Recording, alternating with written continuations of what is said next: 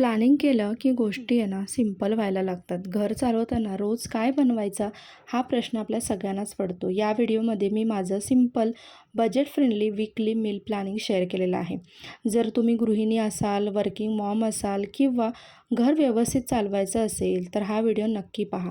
Meal planning म्हणजे फक्त स्वयंपाक नाही, तर तो स्मार्ट होम मॅनेजमेंटचा पार्ट आहे. प्लॅनिंग केलं की गोष्टी सिंपल होतात. एकतर पैसे वाचतात, वेळ वाचतो, बाहेरचं खाणं कमी होतं, घरही व्यवस्थित चालतं. मील प्लॅनिंग म्हणजे फक्त स्वयंपाक नाही, तर तो घर व्यवस्थापनाचा एक स्मार्ट निर्णय आहे. आजच्या व्हिडिओमध्ये मी माझं वीकली मील प्लॅनिंग जे आहे ते शेअर करणार आहे. अगदी बजेट फ्रेंडली आहे, खूप जास्त टाईम कन्झ्युमिंगही नाही आहे आणि खूप जास्त किचकटही नाही. अगदी सिंपल सोप्या भाषेत तुमच्यासोबत माझं वीकली मील प्लॅनिंग शेअर करणार आहे. तर व्हिडिओ कंटिन्यू पहा. आजचा व्हिडिओ तुम्हाला नक्कीच आवडेल.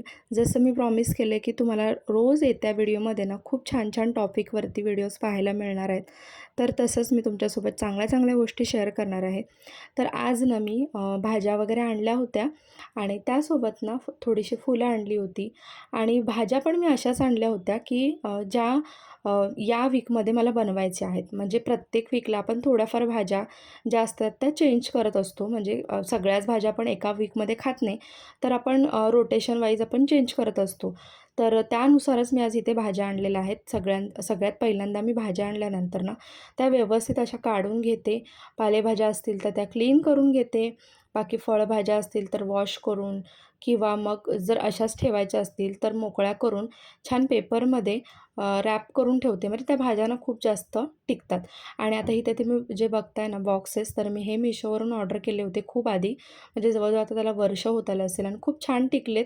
आणि यामध्ये भाज्या खरंच खूप सुंदर राहतात. म्हणजे अजिबात खराब होत नाही. बाहेर तुम्ही भाज्या ओपनली ठेवल्यात तर त्या लवकर खराब होतात. यामध्ये 15-15 दिवस भाज्या अजिबात खराब होत नाहीत. आणि तुम्हाला जर हे जर ऑर्गनायझर हवे असतील तर त्याची लिंकही तुम्हाला मी खाली शेअर करेन. तुम्ही नक्की मागवू शकता. तर चला, आजचं मील प्लॅनिंग मी कशाप्रकारे करणार आहे तुमच्यासोबत शेअर करते. सगळ्यात पहिल्यांदा सांगते की आमच्या घरात 4 व्यक्ती आहेत. म्हणजे 2 लहान मुलं आणि 2 आम्ही, मिस्टर आणि मी, आम्ही दोघं जण म्हणजे ॲडल्ट असं. तर टोटल आमच्याकडे 4 जण आहेत. त्याच्यानुसारच मील प्लॅनिंग आहे. मुलं असल्यामुळे थोड्याफार गोष्टी आपल्याला लक्षात घेऊन सगळं करावं लागतं. तर इथे मी दूधसुद्धा आणलं होतं आणि पनीर जे आहे ते सुद्धा आणलं होतं. तर पनीर आठवड्यातून एकदा तरी मी घरी आणते आणि त्याचं काही ना काही बनवते. म्हणजे ग्रेव्ही भाजी असू दे किंवा मग पनीर भुर्जी असू दे, सँडविच असू दे, काहीही. पण आठवड्यातून एकदा मी पनीर जे आहे ते इन्क्लूड करतेच माझ्या मील प्लॅनिंगमध्ये. त्यानंतर मील प्लॅनिंग करताना अजून एक गोष्ट मी लक्षात घेते, ती म्हणजे बाजारामध्ये ज्या काही भाज्या अवेलेबल असतील आणि ज्या मला घ्यायच्या आहेत त्यानुसार मग मील प्लॅनिंग करते किंवा मग आधी मील प्लॅनिंग ठरवते आणि मग भाज्या घ्यायला जाते. पण शक्यतो पहिला मार्ग जो तो जास्त मी निवडते. कारण आपल्याला माहिती नसतं आपल्या एरियामध्ये म्हणजे लोकल मार्केटमध्ये कुठल्या प्रकारच्या चांगल्या भाज्या मिळतील. कारण भाज्या सगळ्याच प्रकारच्या असतात, पण फ्रेश असणंसुद्धा गरजेचं आहे. तरच आपलं पौष्टिक जे अन्न आहे ते आपल्याला मिळतं. त्यामुळे या गोष्टीसुद्धा मी लक्षात ठेवते. दूध इथे गरम करून घेतलं मी. पनीर कट करून असं एअरटाईट डब्यात ठेवते पाण्यात टाकून, म्हणजे ते जास्त दिवस टिकतं. आणि हे पाणी डेली यूज करायचं, म्हणजे डेली चेंज करायचं, म्हणजे पनीर जे आहे ते जास्त दिवस टिकतं. पण शक्यतो 2-3 दिवसात मी हे पनीर यूज करून घेते. त्यानंतर दूध तापवून घेतलं. दूध रोजच्या रोज मी आणते. खूप जास्त आणून ठेवत नाही, कारण दूध घरी जास्त कोणी पितही नाही. आणि दुधापासून पनीर वगैरे जेव्हा करते त्याच वेळेला दूध जरा जास्त आणते किंवा इतर वेळेला मग अर्धा लिटर किंवा कधी काही कार्यक्रम असेल तर 1 लिटर. त्यानंतर इथे जे काही फळभाज्या असतील तर त्या गरजेच्या असतील तर मी कट करून घेते. म्हणजे आता मला ही कोबीची भाजी उद्या किंवा परवामध्ये बनवायची आहे, तर मी ती कट करून घेते. पण जर मला 2-3 दिवसात येत्या बनवायची नसेल तर ती मी भाजी अजिबात कट करत नाही. म्हणजे जास्त दिवस कट करून ठेवलेली भाजी, तिचे जे न्यूट्रिशनल व्हॅल्यूज असतात त्या खराब होतात. त्याच्यामुळे मी तसं करत नाही. तर इथे मी कोबीची भाजी सगळी जी आहे ती कट करून घेतली आणि त्यातला थोडासा एक तुकडा जो होता तो मी साईडला ठेवून दिला. म्हणजे मला वेगळं काही करायचं असेल तर, म्हणजे सूप वगैरे किंवा काही कधी पराठे बनवायचे असतील किंवा कधी काही भजी वगैरे, तर त्यासाठी. त्यानंतर इथे मिरच्या आणल्या होत्या, त्यासुद्धा निवडून घेतल्या. मील प्लॅनिंग करताना मी काय करते, म्हणजे आठवड्यातले जेवढे दिवस आहेत त्याच्यामधला ना सॅटर्डे संडे शक्यतो मी फ्री ठेवते. म्हणजे त्या दिवशी मी ना असं मील प्लॅनिंगचं जे काही आपलं डेलीचा मेनू असतो तो फिक्स करत नाही. कारण सॅटर्डे संडे मुलंही घरी असतात. मुलांनाही काहीतरी वेगळं खावंसं वाटतं. आपल्यालाही थोडाफार कंटाळा आलेला असतो. त्यामुळे थोडासा चेंजेस व्हावा यासाठी मी ना तो दिवस फ्री ठेवते शक्यतो. आणि बाकीच्या दिवशी आपलं जे मील प्लॅनिंग असतं म्हणजे काय बनवायचं वगैरे ते फिक्स असतं. पण त्यात पण कधी-कधी चेंजेस होऊ शकतात काही सर्कमस्टन्समध्ये. तर असो.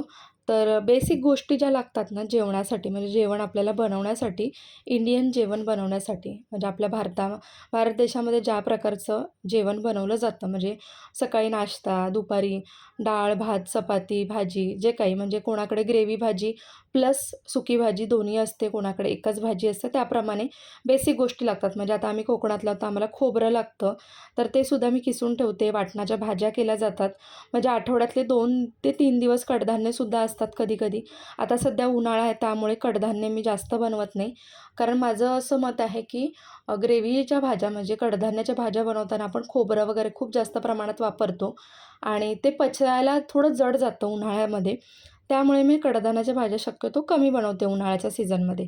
बाकी सीझनमध्ये आपल्या आठवड्यातून 2-3 वेळा असतातच. तर मील प्लॅनिंग म्हटलं, की फक्त दुपारचा स्वयंपाक किंवा संध्याकाळचा स्वयंपाक असंच नसतं. तर सकाळी नाश्त्यात काय बनवायचं, संध्याकाळी मुलांसाठी स्नॅक्समध्ये काय बनवायचं हाही प्रश्न असतो आणि त्यासाठी सुद्धा थोडीफार तयारी आपण करून घेतलेली चांगली असते. म्हणजे ड्राय स्नॅक्स म्हणा किंवा स्नॅक्स एखादा बनवायचा असेल त्यासाठीची लागणारी तयारी आणि त्यामधून मुलांना पौष्टिक खाऊ घालायचं हे पण आपल्या तयारी सगळ्या गोष्टींची असली पाहिजे. तर इथे मी कच्चे पोहे होते ते भाजून ह्याचं मी बारीक पूड करणार आहे म्हणजे कटलेट वगैरे करताना मला शॅलो फ्राय करताना त्याचा उपयोग होईल. त्यानंतर इथे ओट्ससुद्धा भाजून मी तेसुद्धा पावडर करून ठेवणार आहे म्हणजे मला कधी डोसे बनवायचे झाले, कधी कुठलं कटलेट बनवायचं झालं, कुठलीही रेसिपी बनवायची झाली आणि त्यासाठी एक छान बाइंडिंग म्हणून जे आहे ते ओट्स काम करतं. त्याचबरोबर पौष्टिक पण आहे. आपल्याला अजून ह्याच्या खूप साऱ्या रेसिपीजसुद्धा बनवता येतात आणि त्यासाठी म्हणून मी इथे जे ओट्स आहेत ते सुद्धा भाजून ठेवलं. असं नाही की प्रत्येक मील प्लॅनिंगमध्ये हे मी करतेच.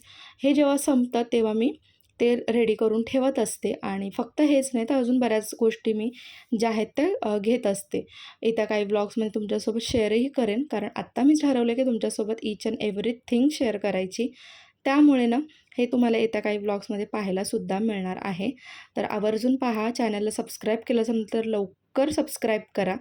त्यानंतर इथे ना आपल्याला आठवड्याभरात म्हणा, महिनाभरात म्हणा, जे काही ड्राय मसाले लागत असतात, तर ते सुद्धा आपण बनवत असतो आणि मील प्लॅनिंगमध्ये हे इन्क्लूड नसतं, पण जेव्हा संपतं तेव्हा आपण हे बनवतोच. तर आज म्हणजे खूप दिवस झाले, हे संपलं होतं ऑलरेडी, पण आज म्हटलं चला तुमच्यासोबत हे सुद्धा शेअर करूया. तर धने, त्यानंतर थोडेसे जिरे आणि त्यासोबत ना बडीशोप असं मी तिन्ही गोष्टी मिक्स करून छान ते ड्राय रोस्ट करून मग त्याची पावडर बनवून ठेवणार आहे. खूप साऱ्या चाटमध्ये, पराठ्यांमध्ये, खूप साऱ्या गोष्टीमध्ये म्हणजे भाज्यांमध्ये वगैरे ना ह्याचा उपयोग होतो आणि घरी आपण जेव्हा ह्या गोष्टी बनवून ठेवते ना त्याचा स्मेल जो असतो ना, फ्रॅग्रन्स तो इतका छान येतो ना, त्याचा सुगंध इतका छान येतो ना, की ते आपल्या जेवणाची चवसुद्धा वाढवायला मदत करतात. त्यामुळे ह्या गोष्टी ना घरी बनवून जर तुम्ही वापरल्यात ना, तर त्या अधिक चविष्ट लागतात. तर आता हे सगळं मी बाजूला काढून घेणार आहे. थंड झाल्यानंतर त्याला मी मिक्सरला फिरवणार आहे. तर ते तुमच्यासोबत काही शेअर करणार नाही. लास्टलाच मी सगळं तुम्हाला दाखवेन आणि अजून आपण डिस्कस करूया की दररोज मील प्लॅनिंग करण्याचे फायदे काय असतात. तर दररोज मील प्लॅनिंग करण्याचे फायदे म्हणजे आपला सगळ्यात मोठा वेळ वाचतो. सकाळची गडबड कमी होते. भाज्या एकदाच आपण प्लॅननुसार घेतल्यामुळे ना अनावश्यक खर्च जो आहे तो कमी होतो. बाहेरचं खाणं जे आपलं प्रमाण आहे ते टळलं जातं. संतुलित आहार आपल्याला ठरवून देता येतो. म्हणजे हल्ली बोलतात ना बॅलन्स मील. तर ते ठरवून आपल्याला ते करता येतं मील प्लॅनिंगमध्ये. त्याचबरोबर रोज काय करू हा प्रश्नसुद्धा पडत नाही. त्याचा स्ट्रेस लेवल कमी होतो. फ्रीजमध्ये भाज्या पडून राहिल्यात, खराब झाल्यात त्याचंही प्रमाण कमी होतं. तर हे सगळे फायदेसुद्धा आहेत मील प्लॅनिंगमध्ये. तर इथे मी ना वाटण जे आहे ते सुद्धा रेडी करून घेतलं. खूप जास्त दिवसाचं वाटण बनवत नाही. 2 ते 3 दिवस पुरेल इतकंच बनवते. त्यासोबत मला या आठवड्यात ग्रेव्हीची भाजी बनवायची आहे पनीरची. सो त्यासाठी सुद्धा हे मी ग्रेव्ही जी आहे ती रेडी करून ठेवलेली आहे. शक्यतो मी उद्याच बनवणार आहे. तर त्याच्यामध्ये सुद्धा मी कांदा, टोमॅटो, थोडीशी लाल मिरची, तीळ, त्यानंतर 2-3 काजू गर असं सगळं मस्त आणि काही ड्राय मसाले असं मिक्स करून छान ग्रेव्ही बनवून ठेवते. ही ग्रेव्ही पाण्याचा जास्त वापर नाही करायचा बनवताना आणि शक्यतो 2-3 दिवसात यूज करून घ्यायची. खूप दिवस ठेवायची नाही. काही जण याला फ्रिजमध्ये स्टोअर वगैरे करून ठेवतात फ्रीझरमध्ये, पण मी तसं करत नाही.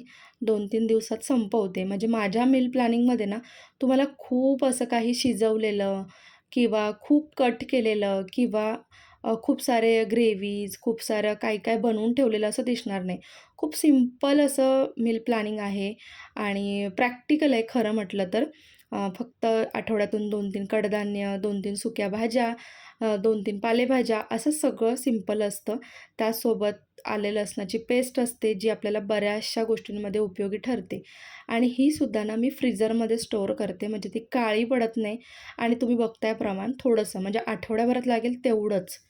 त्यानंतर इथे मुलांना ना कटलेट बनवायचे होते मला उद्या, त्यासाठी मग मी इथे मिक्स व्हेजीस ज्या आहेत त्या बॉईल करून घेतल्या होत्या आणि त्या स्मॅश करून त्याला छान असं एअरटाईट कंटेनरमध्ये स्टोअर करणार आहे.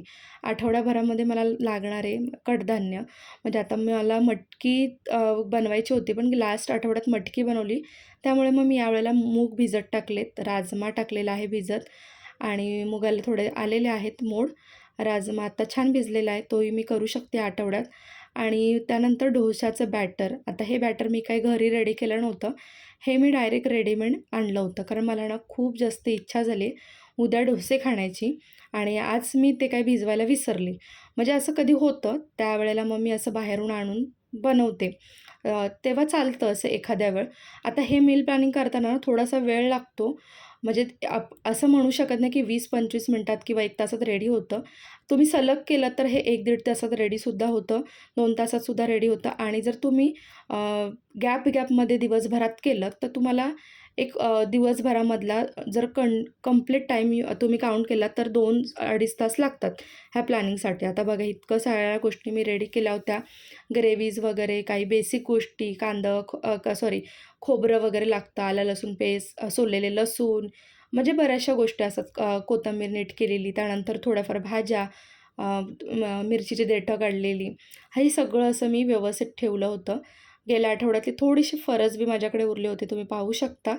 तर तीसुद्धा मी या मील प्लॅनिंगमध्ये इन्क्लूड केलेली आहे. काकडीचं प्रमाण, त्यानंतर गाजराचं प्रमाण जास्त घेतलेलं आहे, कारण कोशिंबीर जास्त खावी असं मला वाटतं आणि ती पौष्टिकही आहे. तर असं होतं माझं मील प्लॅनिंग आजच्या दिवसाचं, म्हणजे या आठवड्याभराचं आणि थोडीफार तयारीला वेळ लागतो खरं तर, मी प्रॅक्टिकली सांगते. पण एक दिवस तुम्ही जास्त वेळ देऊन तयारी केलीत, तर पुढचा येणारा आठवडा ना तुम्हाला खरंच स्ट्रेस फ्री करतो. अजिबात ताण येत नाही, जेवणाचा कंटाळा येत नाही, जंक फूड खाण्याचं प्रमाण टळलं जातं, स्वयंपाक छान होतो, अजिबात कुठलाही कंटाळा तुम्हाला येणार नाही. तर चला, अपेक्षा करते तुम्हाला आजचा व्हिडिओ आवडला असेल, तुम्हाला थोडा जरी युजफुल वाटला असेल, तर नक्कीच सबस्क्राईब करा चॅनलला. असे अजून छान व्हिडिओ तुम्हाला पाहायला मिळणार आहेत. शेअर करा, लाईक करा, हाईपसुद्धा करा आणि पुन्हा भेटू आपण एक छान व्हिडिओसहित. तोपर्यंत स्वतःची काळजी घ्या आणि चॅनलला सबस्क्राईब नक्की करा, सपोर्ट करा, कारण तुमच्या सपोर्टची खूप जास्त गरज आहे. चला बाय. आजचा व्हिडिओ जो आहे तो मी इथे सेंड करते.